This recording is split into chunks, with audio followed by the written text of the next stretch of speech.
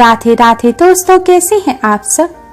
दोस्तों, भगवान श्री कृष्ण का जन्म भाद्रपद मास की कृष्ण पक्ष की अष्टमी तिथि को हुआ था। इस दिन भगवान श्री कृष्ण का जन्मोत्सव मनाया जाता है और व्रत भी रखा जाता है। मान्यताओं के अनुसार इस दिन भगवान श्री कृष्ण का व्रत और पूजन करने से सभी मनोकामनाएं पूर्ण होती हैं और जीवन में चली आ रही सभी परेशानियां दूर हो जाती हैं। आज की इस वीडियो में हम जानेंगे कि जन्माष्टमी पर्व पर व्रत और पूजन कैसे करें, व्रत में क्या खाएं, क्या ना खाएं, क्या करें, क्या ना करें, सुबह, संध्या काल और रात्रि का विशेष रूप से पूजन कैसे करें, पूजा करने का शुभ मुहूर्त क्या है और व्रत पारण करने का यानी कि व्रत खोलने का शुभ मुहूर्त क्या है। आज की इस वीडियो में हम जन्माष्टमी से जुड़ी सभी जानकारी आपको देंगे। दोस्तों, धर्मशास्त्रों के अनुसार भगवान श्री कृष्ण का जन्म भाद्रपद मास की कृष्ण पक्ष की अष्टमी तिथि को रोहिणी नक्षत्र में अर्धरात्रि में हुआ था। इस बार अष्टमी तिथि 6 सितंबर की दोपहर 3:37 पर शुरू होगी और 7 सितंबर की दोपहर 4:14 पर समाप्त होगी। इसके साथ ही रोहिणी नक्षत्र 6 सितंबर की सुबह 9:21 पर शुरू हो जाएगा, जो कि 7 सितंबर की सुबह 10:25 पर समाप्त होगा। क्योंकि 6 सितंबर को अर्धरात्रि के समय अष्टमी तिथि और रोहिणी नक्षत्र दोनों ही रहेंगे, इसलिए इस बार जन्माष्टमी का पर्व 6 सितंबर को मनाया जाएगा। 6 सितंबर को जन्माष्टमी का व्रत रखा जाएगा। जन्माष्टमी पर अर्धरात्रि के समय भगवान श्री कृष्ण का विशेष रूप से पूजन किया जाता है और जन्मोत्सव मनाया जाता है। इस बार अर्धरात्रि पूजन का शुभ मुहूर्त 6 सितंबर की रात 11:47 से 6 सितंबर की देर रात 12:42 तक का रहेगा। लगभग 1 घंटा पूजा करने के लिए मिलेगा। इस बार जन्माष्टमी पर रोहिणी नक्षत्र भी रहेगा। इसके साथ ही स्वास्थ्य सिद्धि योग और द्रव्य योग बनने से इस बार की जन्माष्टमी बहुत ही ज्यादा खास हो गई है। दोस्तों, इस बार जन्माष्टमी व्रत के पारण को लेकर कंफ्यूजन है। धर्म शास्त्रों के अनुसार जन्माष्टमी व्रत का पारण अष्टमी तिथि और रोहिणी नक्षत्र समाप्त होने के बाद करना चाहिए। 7 सितंबर की सुबह रोहिणी नक्षत्र तो 10:25 पर समाप्त हो जाएगा, लेकिन अष्टमी तिथि दोपहर 4:14 पर समाप्त होगी। इसलिए धर्मशास्त्रों के अनुसार इस बार जन्माष्टमी व्रत का पारण 7 सितंबर की दोपहर 4:14 के बाद करना ही शुभ रहेगा, तभी व्रत का पूर्ण फल प्राप्त होगा। लेकिन अगर आपको कोई स्वास्थ्य संबंधी समस्या है, इतने लंबे समय तक व्रत नहीं रख सकते, तो व्रत पारण करने का वैकल्पिक शुभ मुहूर्त 7 सितंबर की सुबह 6:02 के बाद है। दोस्तों, वीडियो में आगे बढ़ने से पहले वीडियो को लाइक कर अपने फ्रेंड्स के साथ शेयर जरूर करें और यूजफुल वीडियोस के लिए हमारे चैनल को सब्सक्राइब कर बेल आइकन को भी जरूर दबाएं। भगवान श्री कृष्ण की कृपा प्राप्त करने के लिए कमेंट बॉक्स में राधे राधे जय श्री कृष्ण जरूर लिखें। दोस्तों, श्री कृष्ण जन्माष्टमी के महत्व का अंदाजा इसी बात से लगाया जा सकता है कि शास्त्रों में इस व्रत को व्रतराज कहा जाता है। माना जाता है जन्माष्टमी के दिन भगवान श्री कृष्ण का पूजन करने से यश, कीर्ति, पराक्रम, ऐश्वर्य, सौभाग्य, वैभव, संतान प्राप्ति, धन, संपन्नता, आरोग्य, आयु तथा सुख समृद्धि की प्राप्ति होती है। इस व्रत को रखने से कई व्रतों के फल मिल जाते हैं। कृष्ण जन्माष्टमी पर भगवान श्री कृष्ण को पालने में झुलाने का विशेष महत्व है। माना जाता है इस दिन भगवान श्री कृष्ण को झूला झुलाने से सारी मनोकामनाएं पूरी हो जाती हैं। अतः सुख समृद्धि की कामना रखने वाले व्यक्ति को जन्माष्टमी का व्रत अवश्य ही रखना चाहिए। आइए अब जानते हैं कि किस मनोकामना की पूर्ति के लिए कान्हा जी के किस स्वरूप का पूजन करें। प्रेम और दाम्पत्य जीवन को मधुर बनाने के लिए भगवान श्री राधे कृष्ण का पूजन जन्माष्टमी पर करना चाहिए। संतान सुख की कामना रखने वालों को जन्माष्टमी पर बाल गोपाल का पूजन करना चाहिए और सभी मनोकामनाओं की पूर्ति के लिए भगवान श्री कृष्ण के बंसी बजाते हुए स्वरूप का पूजन करना चाहिए। जन्माष्टमी व्रत और पूजा विधि। जो भक्त जन्माष्टमी का व्रत रखना चाहते हैं, उन्हें एक दिन पहले केवल एक समय सात्विक भोजन करना चाहिए।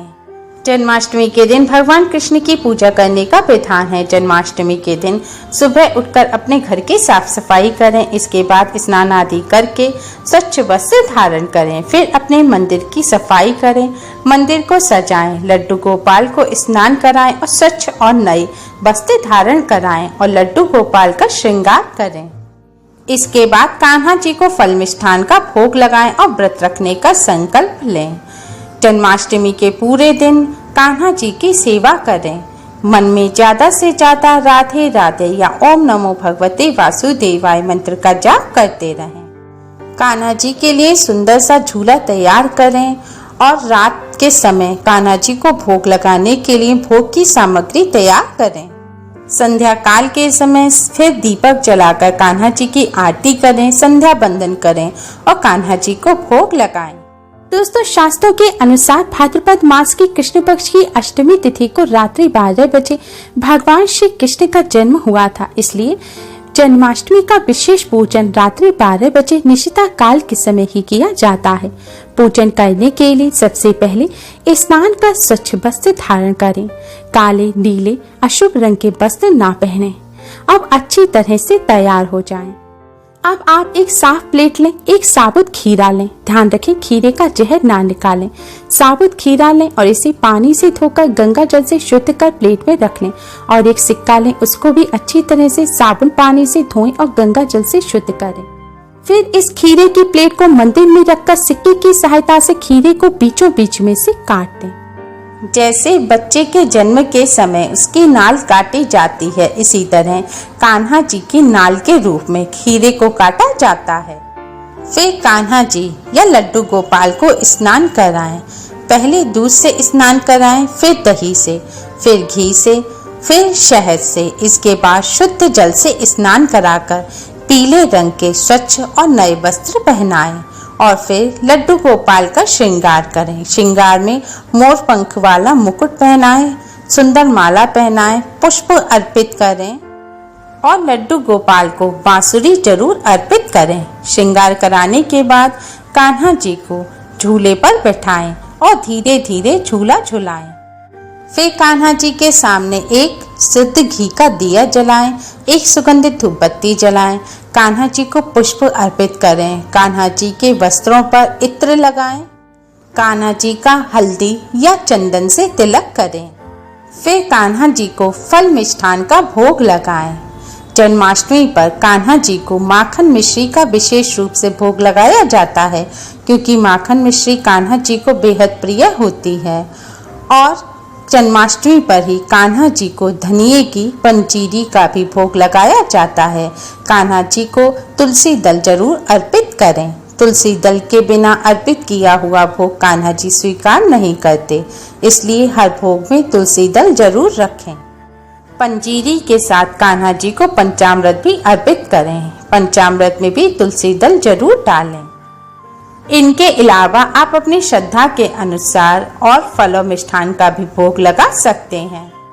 फलहार के लिए बने भोजन का भी कान्हा जी को जरूर भोग लगाएं, जैसे कि आलू, कूटू, साबूदाना या सवा के चावल वगैरह जो भी आप फलहार में खाएं, उसे कान्हा जी को भोग जरूर लगाएं। भोग लगाने के बाद कान्हा जी की आरती करें। फिर ओम नमो भगवते वासुदेवाय मंत्र की एक माला का जरूर जाप करें और राधे राधे का भी एक माला का जरूर जाप करें। आप चाहें तो श्रीमद् भागवत गीता जी और भागवत जी का भी पाठ कर सकते हैं।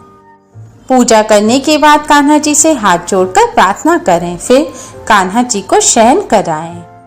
अब आपने कान्हा जी को जिस पंचामृत से स्नान कराया था, उस पंचामृत को भी आप प्रसाद के रूप में अपने परिवार सहित ग्रहण करें और जो खीरा काटा है उसे भी प्रसाद के रूप में अपने परिवार सहित ग्रहण करें और जो भगवान जी को भोग लगाया है उस भोग में से भी थोड़ा थोड़ा लेकर अपने परिवार के सहित प्रसाद के रूप में ग्रहण करें।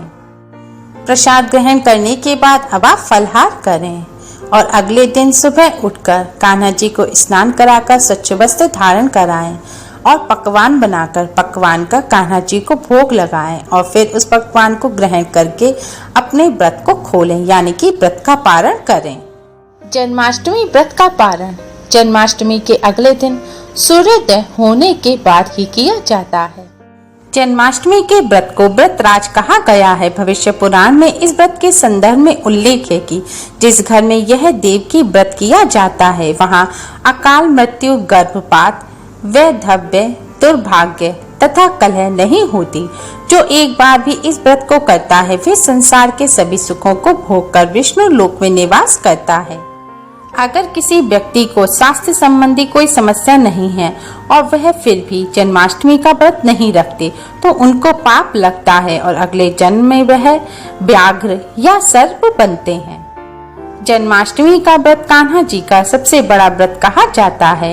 जन्माष्टमी के व्रत को एकादशी के व्रत से भी बड़ा कहा जाता है। अगर आप पूरे वर्ष एकादशी के व्रत नहीं भी रख पाए या नहीं रख पाते तो भी आप जन्माष्टमी के व्रत को रख के सभी एकादशी के व्रतों का फल प्राप्त कर सकते हैं।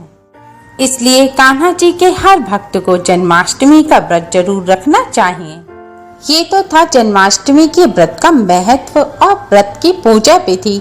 अब हम आपको बताते हैं कि जन्माष्टमी के व्रत में क्या खाएं, क्या ना खाएं, क्या करें, क्या ना करें। जन्माष्टमी व्रत के नियम क्या हैं?